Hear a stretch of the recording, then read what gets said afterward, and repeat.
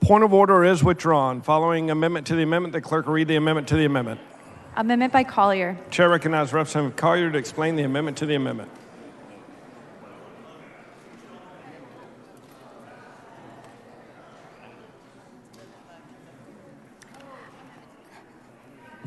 Mr.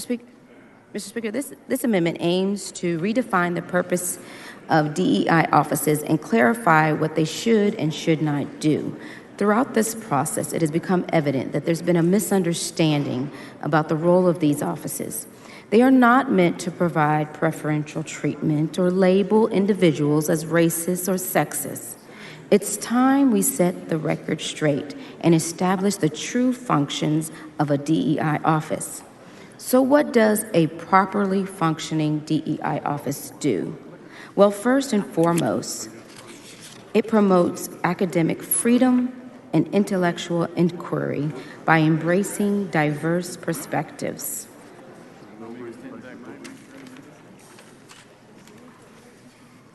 I just want to make sure I don't get any feedback. I keep hearing everybody back here, so give me some. Okay. It recognizes that a meaningful discussion should include all voices and ideas, regardless of social, political, religious, or any other background. This is about inclusion, not exclusion. We want to ensure that everyone's viewpoint is respected and heard. Now let's address what this amendment prohibits. We are in agreement with the committee substitute that preferential, adverse, or different treatment based solely or significantly on an individual's race, sex, color, ethnicity, national origin, or other factors should not be allowed. We want to eliminate any form of discrimination from these offices and ensure fairness in hiring, employment, and admission decisions.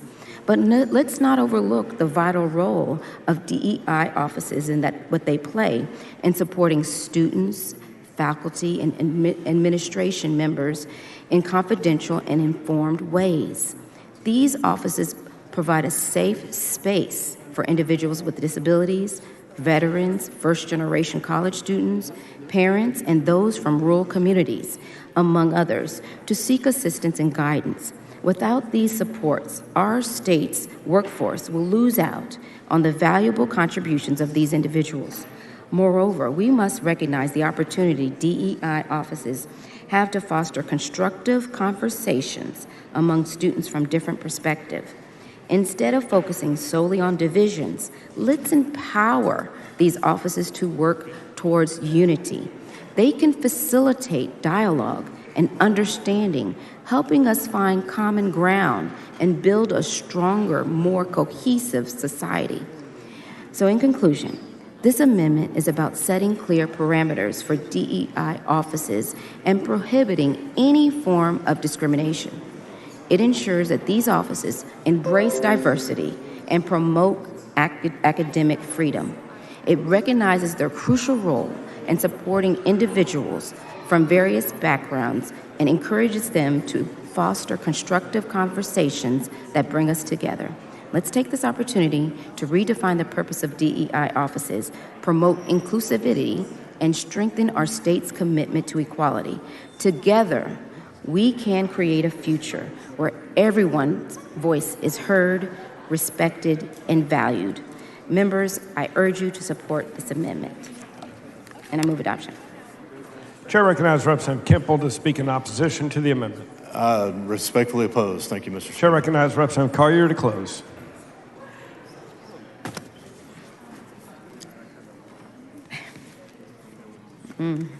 Well, this is the story of our life, where we don't get meaningful reasoning as to why we are being rejected or opposed.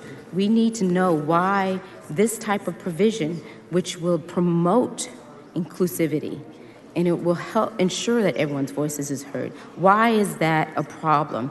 We're not hearing that.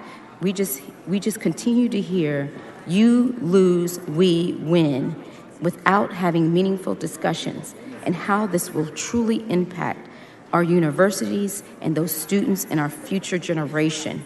Without these offices that promote and foster these conversations and help show the diverse strengths of Texas, we stand to lose. So I ask that you support this amendment that would ensure that our universities reflect the diverse and rich nature of our state.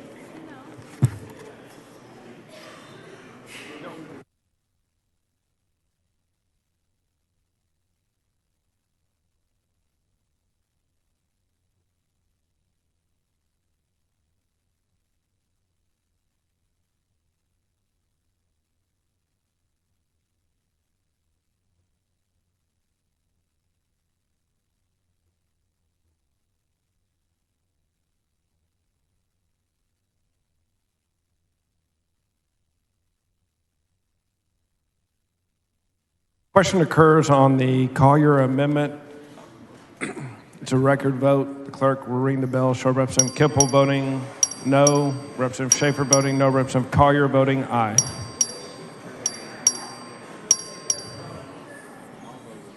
So Representative Morales-Shaw voting aye. Have all voted? It means 60 ayes and 82 nays. The amendment fails to be adopted.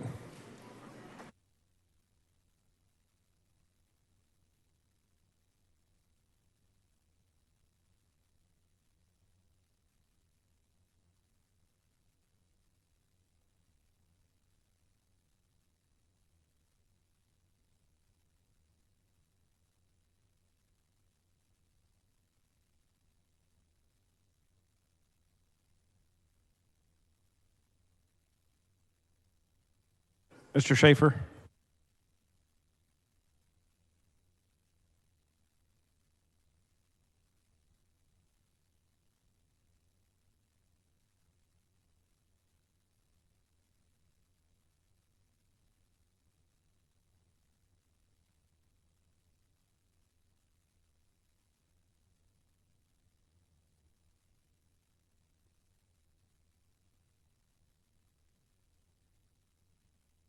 Does anyone else wish to speak on for or against the Kemple Amendment? If not, Chair recognizes Representative Collier to speak against the amendment. Mr. Speaker, members, I have grave concerns about the impact this amendment will have on the funding for our universities. Many of our universities rely on Title III, Title V, and Title VI funding grants. This provision, this amendment, removes those protections that were in the original bill that would allow our universities to comply with any of the terms and conditions of those types of grants. As you know, many of our universities, they don't get 100% funding from the state, not even from the federal government. So there are gaps and needs that our universities have to meet the requirements to provide a quality education. So they look to nonprofits, they look to private corporations, they even look for other grants to help cover those gaps. But that money has conditions. And so in order to comply with those conditions, you have to show evidence that you're complying. And it may be more than just a statement. You heard the author of the amendment state that they're not aware of a grant that requires more than a statement. That doesn't mean that that doesn't exist. There are grants out there that require more than a statement when it comes to showing compliance. So these universities will be non-compliant with those grants or ineligible for those grants. So even though this amendment says that they can apply for grant funding, it does no good if I can't comply with the terms of that grant funding. And that has been removed. Now, if we go back to the original bill that was before us, there was a provision in there that would have covered this. That has since been removed. There is no protection for our universities. I am very concerned that some of our universities will close down because they don't have the appropriate and necessary funding to function. So we need to be very aware, and we're leaving them in the middle of the session, right at the end of the session, where we can't even provide help. So when this bill becomes effective, they will be left high and dry and without funding and opportunities. They may even have to eliminate or send back dollars because they are non-compliant as a result of this amendment. So we need to be aware of what we're about to do. We're not protecting our universities. We're not giving them the exception to comply or the ability to comply. In fact, we're eliminating that. Mr. Speaker, Mr. Rosenthal, for what purpose? will the lady yield for questions? Gentlelady yield for questions. Yes. She yields. Thank you. Thank you, Representative Collier. I actually would really like to make this body aware of what you're saying right now. Is it my understanding that you're saying that this amendment could cost these universities in terms of the federal funding that we receive? Yes, absolutely. In fact, Any idea, like, on the magnitude of that funding? How much money are we standing to lose by incorporating this amendment right now? Millions. In fact, it's so grave that universities could close down because of the gap in funding, especially with Title III that helps historically black colleges and universities, that they have terms and conditions. We know all money is not free.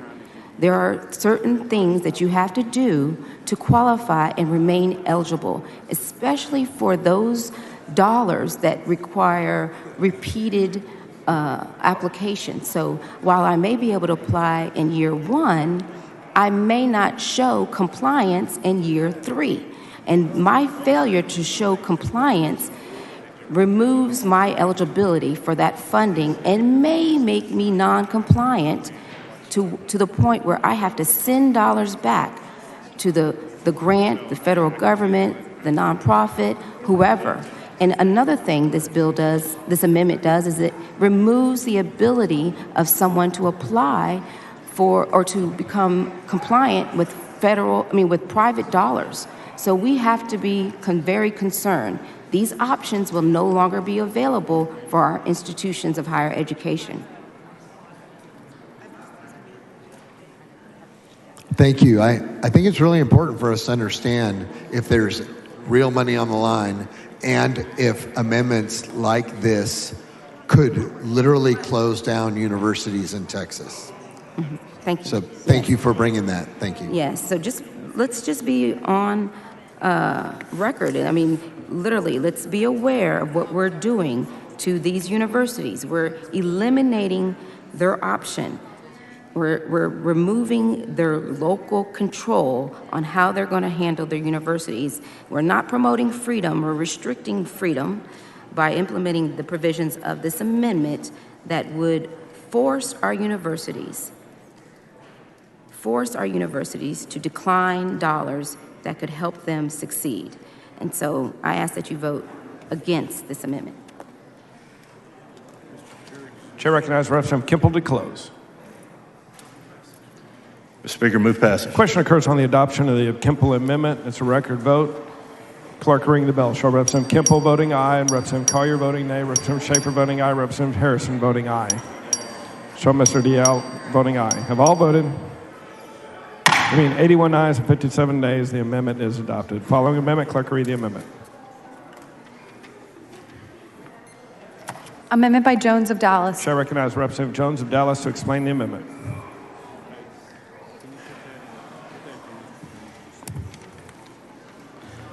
Members, this is a very simple amendment that simply states that none of the provisions of this section shall be inconsistent or conflict with the Constitution of the United States and the state of Texas and all federal and state anti-discrimination laws.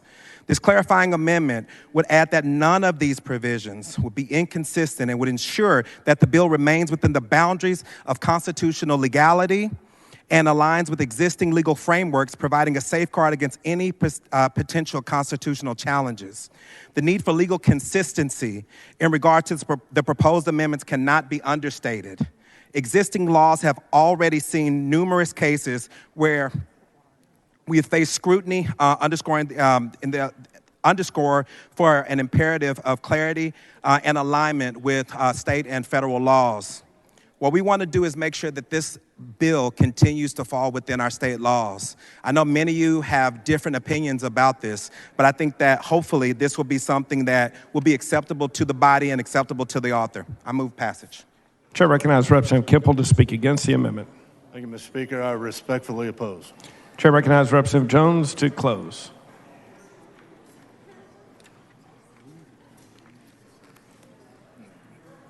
I move passage. Question occurs on the adoption of the amendment by Representative Jones of Dallas.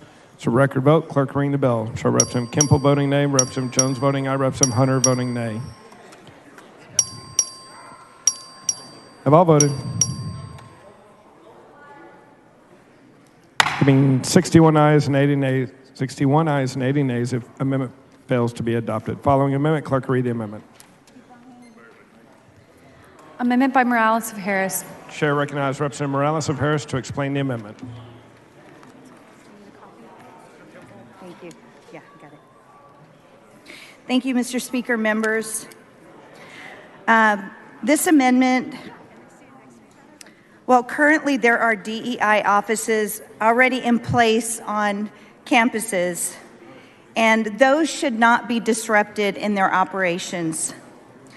DEI offices go back as early as 1948 and are important tools to increase diversity on college campuses. With this amendment, this bill would only prohibit the establishment of new diversity, equity, and inclusion offices on a public university campus. So we would keep the offices that are existing currently under this amendment. Chair recognizes Representative Kimple to speak in opposition to the amendment.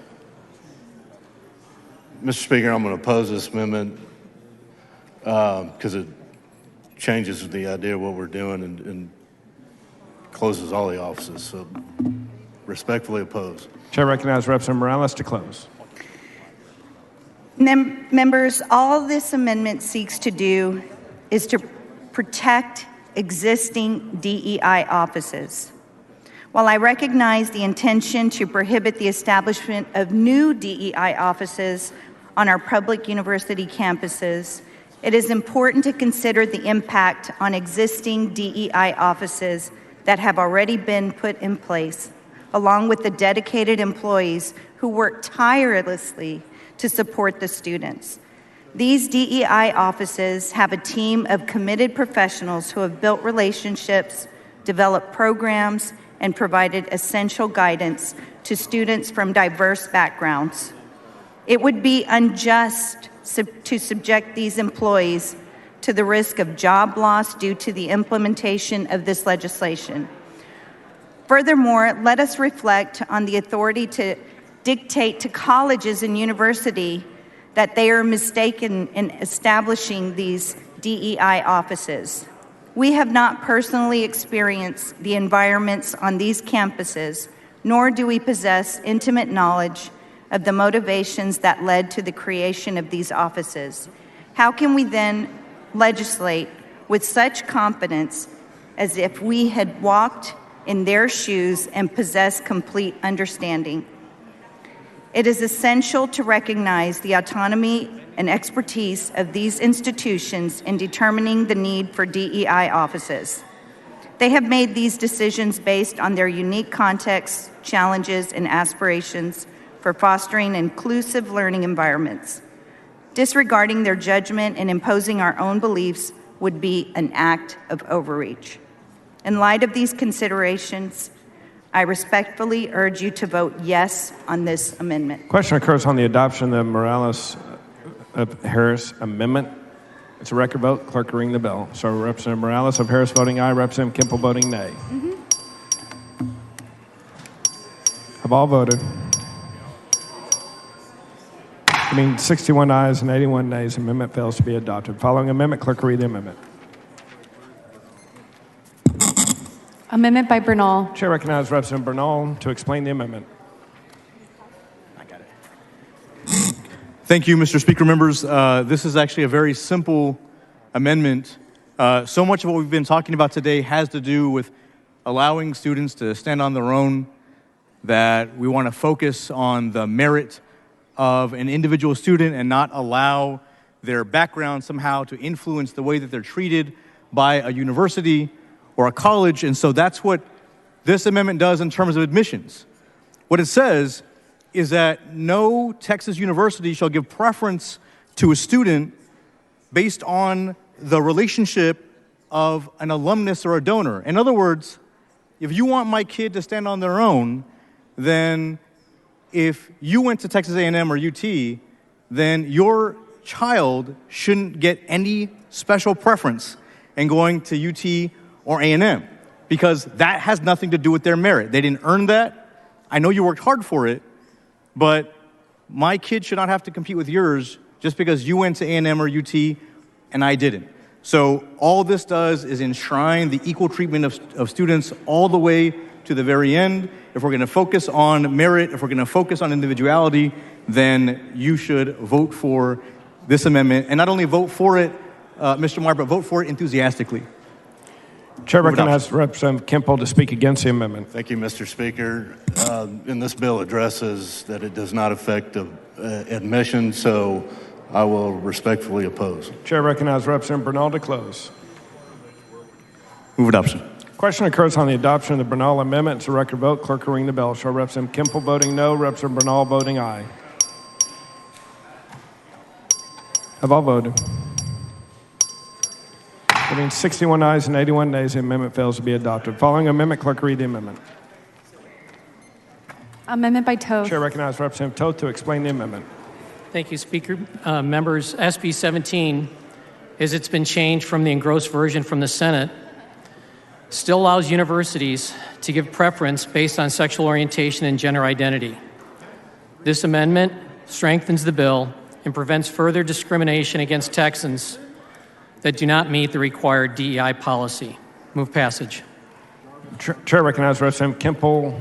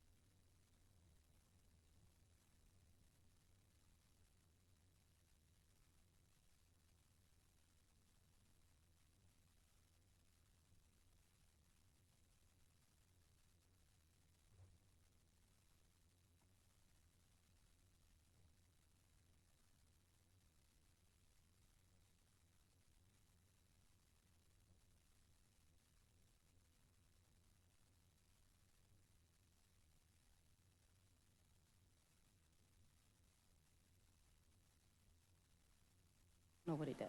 What does it do? Ms. Collier, for what purpose? Will the gentleman, well, I want the bill author. The bill author? Yes, I'll ask him. We need to accept the amendment first, correct?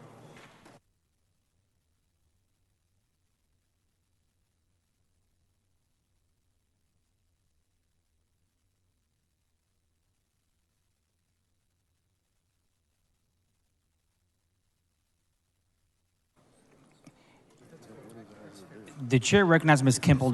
Kemple to speak on the amendment. Okay. Ms. Mr. Collier, Speaker, for what purpose? Will the gentleman yield for questions? The gentleman yield for questions. Yes, ma'am. The gentleman yields. Chair Kemple, I want to just make sure I understand what this amendment is doing in terms of changing the provisions of this bill. Can you explain to me what is being added? Between ethnicity and we're adding sexual orientation or gender identity. To what?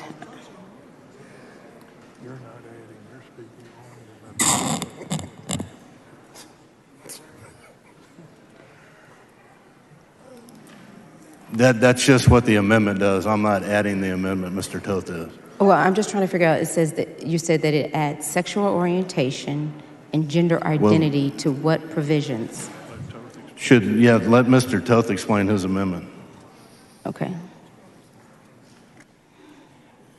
The chair recognizes Mr. Toth on the amendment. Mr. Speaker, Ms. Collier, for what purpose? will the gentleman yield for questions? Gentleman, yield for Absolutely. questions.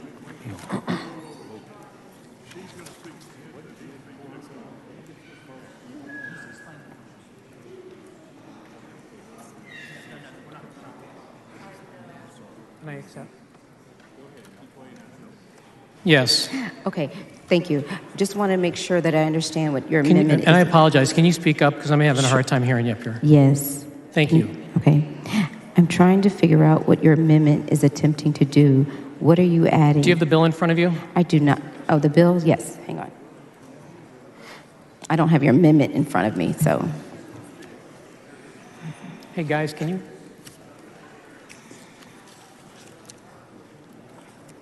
Okay, I'm ready.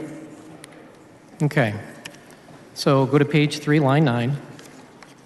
And this is as amended, like, because I only have the original bill in front of me. I don't have the the Kemple amendment in It front doesn't of me. affect that portion of it. Okay, so where are you at on page 3? Page 3, line 9. Line 9. Between ethnicity and or. So you're saying that a DEI office. Let me go ahead and read Okay. Clause D to you. It gives preference on the basis of race, sex, color, ethnicity, or national origin to an applicant for employment or an employee, participant in function or institution. It just simply adds sexual orientation and gender identity to that list. Oh, so you're talking about you cannot give preference on the basis of race, sex, color, ethnicity, gender identity. Right, which is or in keeping sexual, with... what was the other word? Sexual orientation? Yes, ma'am. Or national origin to an applicant. So you're saying no, that... national, that was already in there. No. I'm just reading it as a whole. Correct. Okay. And you're saying that the governing board of an institution of higher education shall ensure that the institution, each unit of the institution does not, except as required by federal law. So if the federal law does require that they give consideration for sexual orientation, then they can ignore your provision. If that's, in the future, if that's deemed unconstitutional and it is challenged by the courts, obviously, if that's deemed in the future is correct. And the same for... Can you speak up? I apologize. And the same for gender identity. Correct. Same reasoning along the lines. Okay, so you're saying that they cannot give preference. This is in keeping with Bostock. It's also in keeping with federal and state law, anti-discrimination law. Okay, so establish or maintain a diversity, equity, inclusion office. You're simply saying you can't give preferential treatment based on these things in the bill that are already in the bill. Is that happening now? Let's keep it to the... Well, I'm just trying to figure out what the I'm going to keep problem this you're trying based to... on the subject of the amendment. I'm not going to make any comments based on what's currently happening or not happening. Well, I'm just trying to figure out what we're trying to address by adding those two By making provisions. sure that DEI also includes, as we say no to DEI, that we also include sexual orientation and gender identity. And so there's an issue with that being included in consideration for applicants. Is that what you're concerned about? That now exists an issue or a problem with considering one's sexual orientation or gender identity? Ma'am, this is what the original bill looked like as it came over from the Senate, and I'm reestablishing that. We want to make sure that everybody has the equal opportunity and that no one gets preferential treatment. Well, who's left? Who's left? No one gets preferential treatment. No one should get preferential treatment. Okay. Is there anyone else that that you haven't accounted for? What about veterans?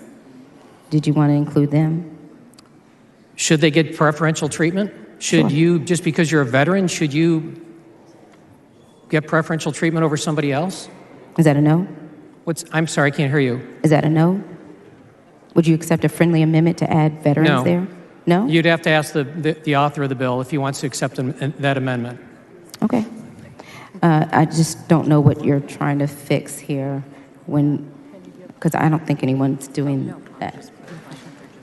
Mr. Speaker, Mrs. Weiner, will the gentleman yield for some questions? will the gentleman yield for questions? Yes. The gentleman yields for questions. Representative Toth, you just said this amendment had to do with consistency with the Bostock decision. Could you tell me a little bit about that decision? I left my sheet at my desk. Do you want me to get it? You're the one who referenced it. Could you tell me how you think this creates consistency? So it's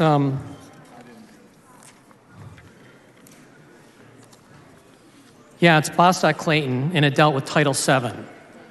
And it makes sure that the bill adheres to the state and federal Anti-Discrimination Act of 1964, which is what Bostock spoke into. Discrimination in regards to which protected groups? That you don't discriminate against people, period. And the bill already states different. Let me read it to you again. The bill requires that we adhere to Supreme Court rulings, which is Bostock. So the Bostock decision, if I remember correctly, applies to sexual orientation and gender identity. Is that your recollection as well? The whole idea, I am not establishing anything new. I am not doing anything new. I'm simply saying that no one gets preferential treatment. Oh, okay. You said this was for consistency with Bostock. Do you agree with me that the Bostock decision is relevant to sexual identity, sexual orientation and you can't and discriminate gender identity? against that, correct?